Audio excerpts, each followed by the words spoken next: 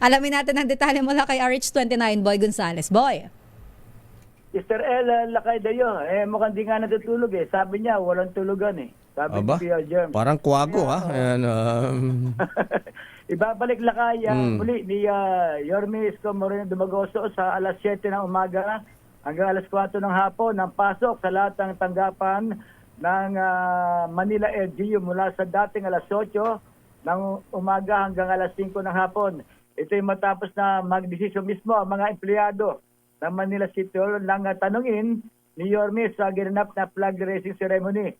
Nabatid na maraming empleyado ang may gusto maaga ang pasok upang makapagsilbi na mas maayos kung saan paraan na rin to upang makaiwas na rin sa posibleng pagsikip ng daloy ng trapiko. Bukod dito, inikayat ni Yorme Isko ang lahat ng mga empleyado na gawin ng tama ang kanilang trabaho habang sisikapin naman ng Manila LG na maibigay ang sweldo sa mga tauhan na hindi pa nakakakuha. Ang mga job order o JO, employees na hindi na nagpapakita ay inihikayat ng alkalde na bumalik, mag-report at magtrabaho ng nararapat upang hindi sila matanggal sa serbisyo. Nakikiusap naman si Yorme sa lahat ng empleyado na tumulong at gawin ang nararapat na trabaho para makaahon ang lungsod ng Maynila sa pagkakabaon sa utang na umabot sa mahigit sa 10 bilyong piso.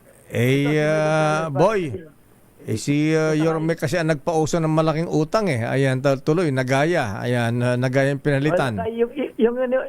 Lakay yung inutang niya, yun yung mga itinayo na mga condominium, hospital, lahat ng mga proyekto sa Maynila. Ganun ba yan? Pero kung nakalipas, medyo malaki, lakay. Okay. Ang galing talaga ng spokesman ng Yorme. Boy. Spokesperson ka na pala eh. Hindi. Hindi, kuya lang. Kuya lang naman. Kuya lang naman. Saan yung flag raising na yan, boy? Sa loob ba ng City Hall yan? Sa compound? Sa Cartilla, lakay. Sa harap lakay. Cartilla. Oo, yung monumento. Sa mga monumento ni Kuya Andres. Yes. Ayan, Malinis na kasi no, ang luwag na ulit, boy. Marami na, wala na nga kumakit ng basura, lakay eh. Sa kalsada na dati na mga 3 araw, 4 na araw lang nung nang maupo si Yorme. Ayan. Na marami na nahakot. Ayan. Ano daw, boy, pakasabi rin daw kay Yorme. Ayan, sabi ni Attorney Orlando D. Ayan, kasi ginawa na yan. Nilinis yung paligid ng Intramuros Golf Club. Ayan, golf course. May mga nakatira dyan sa gilid-gilid eh. Ayan, mapanghe at saka dun nagsi-CR. Nagsi-CR. Ayan, baka pwedeng linisin din ni Yorme yan. Oo. Lakay, tuloy-tuloy yung kanilang paglilinis eh. Kahit nga declogging, lakay no Sabado. Kung 800 barangay ang nagtulong-tulong na nagdeclogging sa kanilang mga barangay. Ayan, okay nga Rund. Ayan, ano pa yung schedule ni Yorme ngayon? Ano ba yung project niya? Ngayon lakay, meron silang dihetso. Meeting ng mga department head. Pagkatapos ng lakay, ang nalaman ko, pupuntahan niya yung sunog lakay. 3 sunog yung Ay, oo nga pala. Ito nakaraan, oo. Yung sa Bunting, Santa Mesa, meron pa sa Tondo. Pupuntahan niya para mabigyan ng tulong pinansyal. At mamaya, unahin natin, kung di ako nagkakamali, nauna nung sa Biyernes, yung Bunting. Napakaraming pamilya na wala ng tahanan. Tapos doon Sabado naman, sa Santa Mesa at dito sa may area ng Tondo. Abay, kamo kay Yorme, bilisan, baka maunahan siya ni Sam Versosa, ha? Tawan-tawan. Hindi na nagpakita lakay. Hindi naman nagpakita.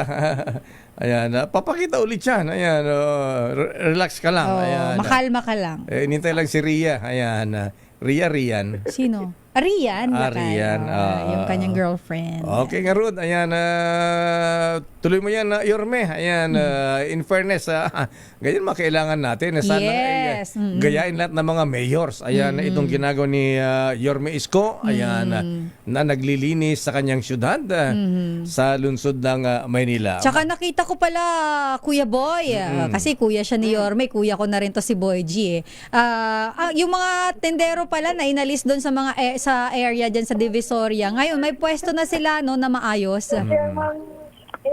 Basta yung mga non-negotiable, hindi pa pwede magtinda.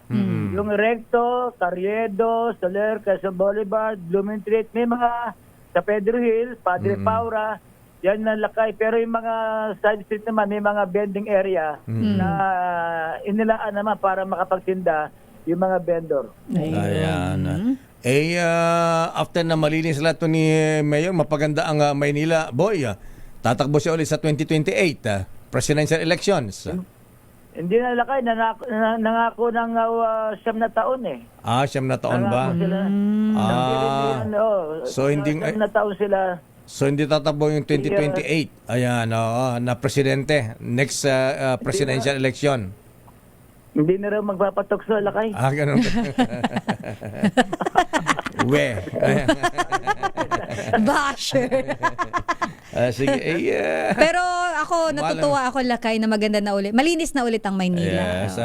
Diyan ang kwan. Diyan tayo hanga naman kay Yorme. Yes, oo. Okay, Boy G. Ayan, maraming salamat. At sabi mo kay Yorme, ha? Tuloy-tuloy lang. Ayan, trabaho lang. Oo. Linisin ang Maynila. Buti nalinis na yun ang Gigitatang City Hall, Oo. Yung gilid Lakay nun, grabing dumi. Talaga. Oo. Ayan. Okay nga Rod. Maraming salamat, Boy G. Balik sa iyo lakay at Sister L.